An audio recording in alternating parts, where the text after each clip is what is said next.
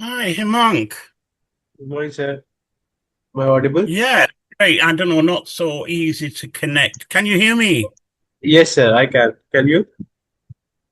Yes, you've lost your fuzzy look. Yes, sir. The weather was quite bad these days because of all the humidity. So I thought maybe I should. Yeah, well, it is quite bad. It's quite bad here too. Maybe it's gonna rain It's been heavily raining in bad in the Gurgaon. hills. So you sent me poetry to review, Yes, sir. and I said, fine, I'll do this with you. But then now the idea is that we do a recording for other people's entertainment or interest or involvement. I'm not sure which. So we'll have a go at this. You're recording at the moment? Yes, sir. It is recording. All right. Maybe all this initial hello, how are you, and all that stuff. I don't know if people want to hear that. So you might want to edit it out. Yes, sir. Anyway, I think for maybe half an hour, I won't go through your poetry today. We'll do that in a private kind of a gathering on another day. Right. And I just want to make some general remarks on poetry. And as always, I mean, I'm aware that poetry is a very, very personal thing. And Yes. what I can offer is my own thoughts and my insights and hope they're of use to anybody, but I don't set down any kind of regulatory statements. And people, of course, as they will, are willing to agree or disagree as we go along. But I have put together a few slides mainly to help me in my little discussion with you. And this discussion, I really don't really need it to be a kind of a monologue where I'm talking all the time. So please feel free to tell me I'm totally wrong or as you think. But I Right. would like to put some slides up. So I need the screen share. Would we have that? Just a second. Can you give me that? Yes, sir. I just did it. You just did it. All right. Okay. Um, Let me get to this then. And okay, I'm going to share a screen with you. And these are actually a set of slides I did for a workshop that never happened. I was going to try and organize one where I am in Ranikhet, and either I was too lazy or the things didn't fall correctly, or I thought it was too far for people to travel or something like that. But here we are. Um, and I suppose the basic question we all begin with here is what is poetry? Yes. And if you look up in the dictionary, because that's a good place to start, they will tell you lots of things about what it's made of. You know, they'll talk about structure and meter and rhyme and all that kind of thing. But they don't actually make any effort really on what actually poetry is for us. Um, so, you know, maybe some questions. Can we define poetry? Is it the same for all of us? Is my idea of poetry the same as your idea? And and while I can accept, for instance, that what you have sent me is your poetry, Yes, sir. it is not the kind of poetry that I would write. Different Yes. style. Doesn't mean it's bad, doesn't mean it's good. And the words bad and good, these indicators are very subjective things anyway. True. But can poetry be defined? And I've been kind of working on this, and I have a little definition coming up. Does it have specific characteristics? I thought about this one along too. So does it rhyme? Not necessarily. Does it have a regular meter? Not necessarily. What I thought it does have, and in all poetry, is imagery. Yes. It it conjures up images, or the writer creates images. And the meter and the form and the structure may all vary or not be there or be there or whatever. I tend to write rhythmically, so I have meter and I have rhyme, and bloody hard it is too. Yes. Um, but others write, and they don't bother with that, which can be a good thing. It can also be a sloppy thing, because one thing that rhyme and meter does, it makes you be a kind of a wordsmith as much as anything, because you have to wrangle the words around. So does Yes. it have specific characteristics? I came up with the concept of it has imagery. All poetry has imagery. And I would like to add that one of the characteristics could be that it has intensity. All poetry has intensity.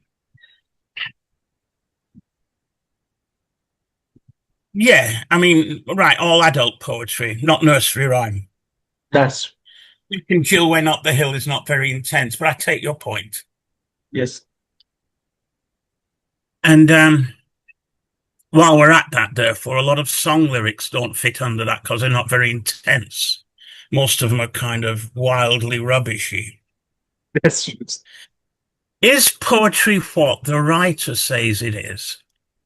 Now, when I was teaching in England, I used to buy my weekly train ticket at great expense, and it allowed me free travel between my home place and Greater London area, you see. So, I used to work there Monday to Friday. And on Saturdays, rather than waste the ticket, I would go down to the National Gallery in London, which is a wonderful art gallery, one of the world's greatest. And I used to kind of look round at all the paintings and try and educate myself somewhat on art. And I had all these different kinds of art to look at. I had kind of, oh, prehistoric, historic. I had medieval, I had high Renaissance, low Renaissance, post Renaissance, Romance, so many things, right up to the modern day. And yes, I found it all very confusing, very, very confusing. And got to the stage with art where art was defined as what the artist says it is. So if you created some kind of artistic installation made up of junk and plastic and paper and said, oh, this is a work of art, we all had to believe you. And of course, some people believe you to the extent they would pay a lot of money for it. But it's the same with poetry. Is poetry what the writer says it is? You've sent me poems. You said, here's my poetry. Is it poetry? The fact that you say it is, does it make it poetry? Or is poetry what the reader says it is? If I read the back of a cornflakes packet and say, oh, that's poetry, is it? I mean, is it determined by the writer or the reader? So those are the kind of questions I tried to engage with, and I'm coming up with my answer in a minute. Going back to my trip to the National Gallery, I found it all confusing. So I decided I had to make my own parameters for what was art. right. And for me, these were my parameters. I am not saying they're definitive. I'm not saying they're wonderful, but for me, they helped me enormously. I said art should display craftsmanship and fine workmanship. So the Mona Lisa does. So in that context, it's art. Um, Whereas Damien Hirst sawing sharks and cows in half and putting them in glass, to me, that's not art. It might take a bit of craftsmanship to saw a cow in half. I don't know. But straight away, a lot of abstract stuff doesn't work for me. Right. And my second one was it should have form and structure. So you should actually know what you're looking at, and it should be well drafted. So again, this doesn't work with a lot of lot of abstraction stuff, because to me, if you're looking at a picture of a horse, you should know it's a horse. And it should be well drafted. I think art should aspire to be beautiful, which doesn't happen much these days because people think that art should reflect the social state of the world. So you get a lot of art on photography and on film, and it's not very heartening at all. But I think art should try and be beautiful. But I would like to ask a question here about beauty. That beautiful has already always also somewhat been taken juxtaposed with the sublime, and that necessarily does not have a very you know positive connotation with art. It can with beauty as it is, but it can go to any on any side of the spectrum where we see that it can even evoke fear or even some awe of some kind, which comes from objects that are not necessarily positive to Right. beauty. Okay. I would say your objects of awe would be intriguing. Hmm. I'm using beautiful, I think, in the term of eye pleasing, pleasing to the eye. And I'm not going to say awesome isn't pleasing to the eye, but I suppose for me, when I say beautiful, is can I hang it on my wall and live with it? And some of your awesome things might be a bit overwhelming. Your point is taken. I then said art should stimulate intellectual interest as well as emotional response. You know, if you take this into the realm of music, a lot of modern music, a lot of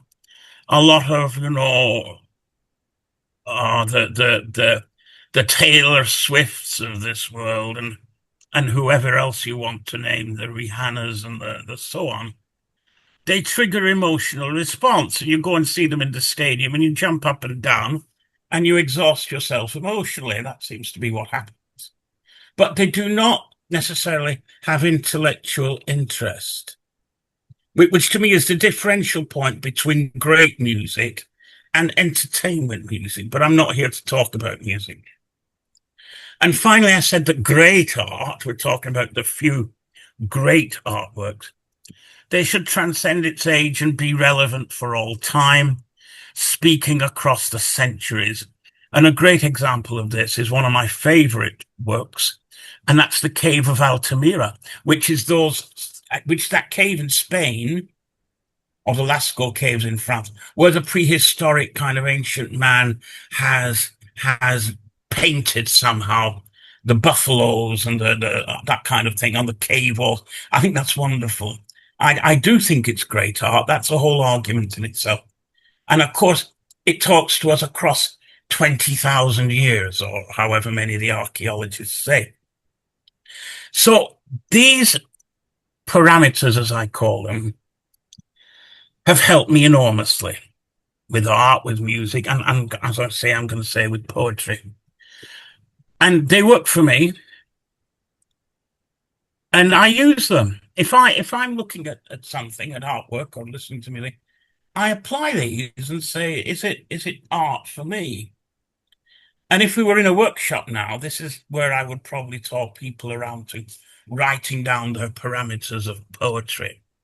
Right.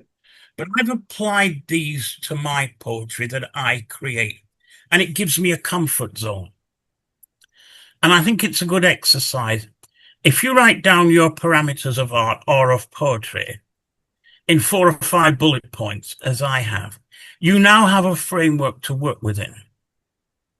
And most people don't have a framework to work within. They just say, oh, well, I'm going to write a poem about Palestine, which I would not do because I'm not a social commentator. So I write a poem about the horrors of Palestine. That's fine. But they don't have a framework within which they're going to contain that poem. So the poetry they produce tends to be haphazard, or not conforming to a set of rules they have used for themselves. And I think rules are very useful. I think Yes. if you're working in a subject, if you're working, let's say, as a plumber or as a craftsman in something, you need a set of rules to go by. And I don't see much difference between working as a stonemason and working as a word mason. So I think having a set of artistic parameters is useful. So But do you out of all this, yeah, but do you think that every poem can have its own set of rules, even by the same poet?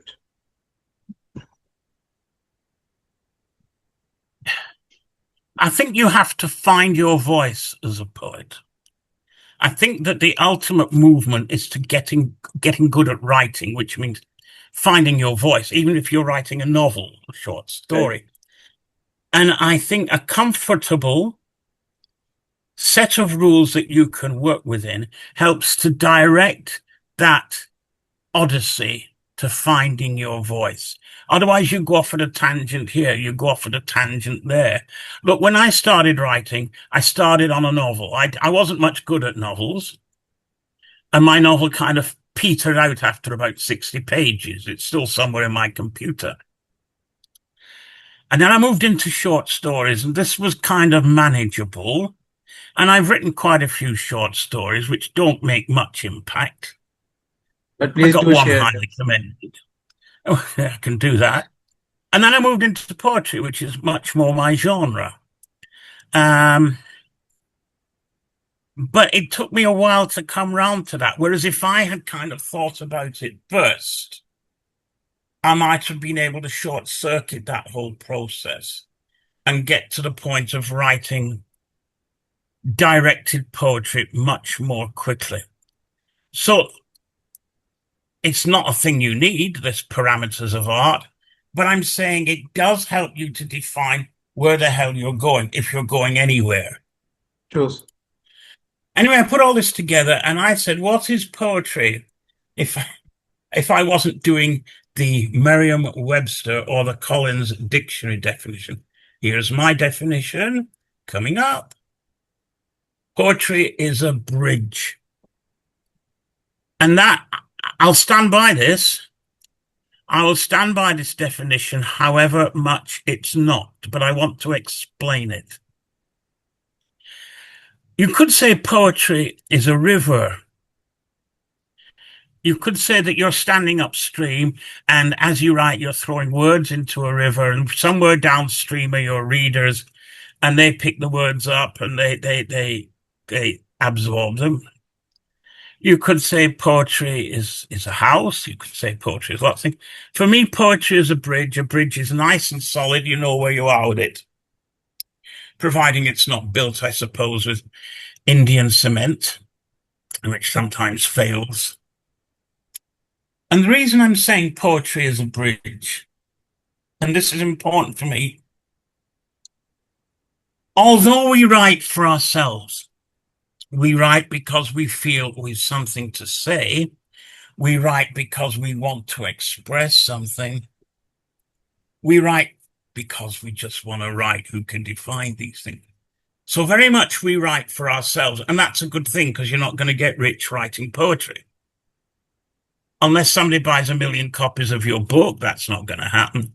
Or Yes. unless Donald Trump hires you to write a poem for his next statement about annexing Canada or whatever he wants to do. You're not going to get rich on poetry. You're lucky if you make a few rupees, you know. We all know this. That's true. But it's a great skill. And I'm saying that poetry is a bridge because it is about communication. It is a means of communication, just as much my spoken word is communicating with you and hopefully any viewer of our video that's got this far without getting bored and turning it off.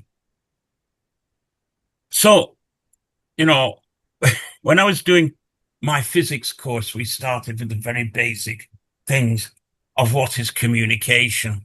And you need four things, you see. You need an emitter, something to send out a signal. This is you, the poet. And you need a receiver. somebody who receives and processes that signal. And that is your reader or readers if you've more than one. You might even have two or three if you're lucky. You need a message, what you want to say. Now, that message could be a story, it could be a ballad, it could be a reflection on something, it could be a description, but you need a message. And you need a medium, how you say it. So if you're sending a message, say, over the internet, you need either a cable or something. You need a medium to get the message through.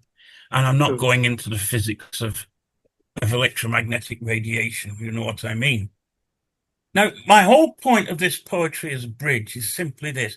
Many poets, 90% of people who send me work, and people do send me work for an opinion. I seem to have come into some kind of niche category of being a commentator on other people's work. 90% of the poetry I get is not a bridge. It is not a river. And it isn't because there are no real interest in communication. People don't write to send a message. They write how they feel. They write what they think about something, but there is no means of communication to the reader. A lot of poetry is totally unfathomable. They send me stuff and I can't understand it. I can't. No, it's not just kind of the amateur poet who does this. Lots of highly regarded poets are very hard work. And as an example, I would take Ezra Pound. True. And Ezra Pound, who's not read very much. If you ever tried it, Ezra Pound was, the great poet of the earlier 20th century, along with Eliot. But you can't bloody understand him. And to Yes. understand him, you need a commentary. And now I did the same. Now, Ulysses by James Joyce is a book I've always wanted to get into. And every year I start it, and every year I get a little bit further. But it's certainly not easily approachable. And I decided it's worth the effort, so I'm making a go at it. But when you get poetry sent to you and it's you don't know where it's going or anything, it's not a bridge, it's not communicating with me. And because it doesn't communicate with me, it doesn't interest me. And because it doesn't interest me, I don't read it. I do for the sake of the person who sent it, but I wouldn't go and buy the book, you know? And I think this is where we fail a lot. We write what we want, and we write what comes from inside us, but it might be totally useless if it doesn't mean anything to me. I really think it's about communication. True. And I draw a line between poetry and self-expression. A lot of people write something that expresses self, all about them. But I think poetry is about me and it's about you. So when we talk about your poetry when we meet again, I'm going to be looking for the you in it as much as the me. There's a lot of me. There's a lot of him out there on what I've read. How much of it is written to communicate with me? And I don't think we don't keep the readers in mind enough. I think we launch ourselves onto the white piece of paper and get typing or writing, and we don't think too much of our readers, and we should do. And I write poetry, much of which is meant to be declaimed or spoken. And that helps me a lot. Because if I said to you, right, you sent me 5 poems, people are going to be kind of interested in these 5 poems now, so you might have a ready audience for them. If I said, right, you sent me 5 poems, which one of those would you pick to speak in a poetry gathering? And you would be stuck, I think. And you shouldn't be, because they should be speakable. More about your poetry later, but I think you get my point. True. Yes. And I've been going now nearly half an hour, so I'm going to wind down. And to try and give you an idea how my parameters of art work for me, all that form and structure and rhyme I've been talking about, I'm going to finish with a little poem about that I've written. Yes, sir. I do this because I like to finish with a poem. And I've only chosen this one really for a very good reason. And the very good reason is that it actually fits on one slide. So I'm just going to go through it. It's called I Couldn't Hear Elvis. You said you could see the moon last night, but I saw an unprepossessing streetlight. You heard Elvis croon in the rain. I heard the rumble of an underground train. For you, the side streets were boulevards. For me, a terrace of decrepit backyards. It's springtime with flowers, you emphasized. I saw just the streets, pedestrian eyes. Tomorrow I'll tell you we've had our last dance. Please don't dare say, let's give romance a chance. You won't see the moon and Elvis won't sing.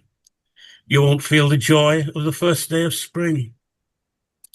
I'll wish you well and then walk away and hope you discover your true love one day so your heart will be filled with gladness in you and the boulevard flowers will blossom for you. That's just one of my little efforts, and it's kind of done within the parameters of art that I define. It is trying to be beautiful, don't know if I've got there, and it does have form and structure, and it is trying to communicate to you possibly how this well, I wrote it from a female point of view, how this girl is going to tell the boyfriend that they're breaking up. So I hope Oh, you got that kind of message that I was that doing. makes sense because it could be Priscilla's point of view as well. Too. That's probably And you, the listener or the reader, to make this poem any good, you have to like it. You have to say, yeah, it's nice. I'll read that again true. sometime. I And will that admit that I have not heard Elvis as much, so that is why that might be a disconnect for me as well. right. So the fact that a reader, not all readers, some readers may actually like it, that validates the process I've gone through. Otherwise, that communication makes it more of a frustration than a joy. There you are. I've kept all that to 30 minutes. If anybody else is looking at Kimank and I, we hope that at least you found this interesting. And if you want to join in with us at any time, tell Himank. Are you going to put this up on the web or something? I'll try making a YouTube video out of this. How do you want it? Should it be public or should it be private? Because private would be something that I can make, and it can only be shared those who have the link for that video. It cannot be viewed by just anybody. Public will be something that everyone can look at it. I don't know. I've tried very much to keep off your poems because I've tried to hold the privacy on that. I don't mind at all. I would like a copy of it Right. somehow. Yeah. Yes. And I should. How many is in this group that has been formed? Yeah, we can straight away send it to the group as well as a private video, probably. They Okay, will have the so link so and they can access through the link itself. yeah, and let's see if we can get it out kind of by word of mouth, so that if they want anybody else to get it, they can pass the link on or something. Yes. Yes, that might work. Okay. All right. Today's Tuesday. Let's dig into your poems. Let's do that probably at the weekend. Let me send you a mail with Saturday or Sunday or something. Can we keep it on Saturday, sir? Because I have a duty on Saturday from 9 to 4. You don't want Saturday. I have either after 4 on Saturday or entire Sunday. Anything. Sunday. Yes, sir. Sunday? Perfect, Say sir. about what, 9 o'clock? Anytime. Anytime, sir. Just Okay, I'll give me a confirm that. just Now, if confirm anybody, the timings on email. if we get great feedback on this and they want to join in again, maybe we can arrange that for a different session. Maybe we can have a And group meeting next time if that's the case. yeah, when I put all this together, I actually had exercises in there and kind of Yes. group work as you would in a workshop. So Yes. I'm more lecturing now, and it doesn't have the kind of impetus that a workshop would have. True, sir. Also, yes, Anyway, let's because see. the Zoom meeting is also on timers, because we don't have the paid plans, so it's like 40 minutes only. So we cannot go on and on with the activities as It well. But doesn't we work. I'll can, tell you, long Zoom stuff doesn't work. I did 2 hour trainings for teachers on Zoom, and it just doesn't work. Attention wanders, and somebody goes off for a cup of tea, and yeah. all that kind of thing. It doesn't work. You actually need a face-to-face situation But then there's to get also the. stops in between when the timer is up. So that is also a bit of a challenge. Well, maybe a group can come together somehow, but then again, for a group, you want a good kind of 12 people minimum. True. True. Let's see what comes out. I'll leave it with you. I look forward to getting the link. Yes, sir. Come on. Have a good day and grow your hair. Take care. You too, sir. Thank you. Okay. Bye.